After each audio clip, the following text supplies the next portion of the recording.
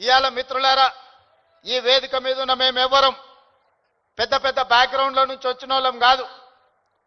చరణ్కు background ఉంది, కానీ చరణ్ని ప్రభావితం చేసిన చిరంజీవి గారు ఏ బ్యాక్గ్రౌండ్ లేకుండా కష్టపడి కింది నుంచి ఈరోజు దేశమే గర్వించదగ్గ ఒక్క మహానటుడుగా ఈరోజు ఒక్క మంచి మనిషిగా గుర్తింపు పొందిండు అని అంటే దాదాపుగా 50 సంవత్సరాల నిరంతర శ్రమ, కఠోరమైన దీక్షతోని వాళ్ళు రాణించగలిగిన.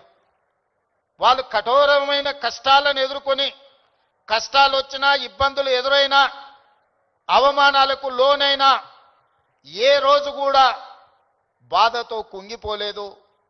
భయంతో మాదక ద్రవ్యాల వైపు లేకపోతే వ్యసనాల వైపు బానిసలు కాలేదు.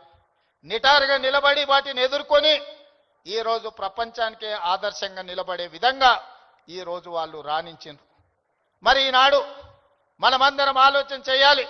ఉద్యమ స్ఫూర్తి అయిన తెలంగాణ రాష్ట్రం, ఉద్యమాలతోనే సాధించుకున్న తెలంగాణ రాష్ట్రంలో ఈరోజు పాఠశాలల నుంచి కళాశాలల వరకు, కళాశాలల నుంచి యూనివర్సిటీల వరకు విద్యార్థులు గంజాయి ప్రభావితానికో లేకపోతే డ్రగ్స్ మహమ్మారికి బలైపోతున్నారు అని అంటే మనందరం చూసుకుంటూ కూర్చుందామా? ఒకసారి ఆలోచన చేయండి.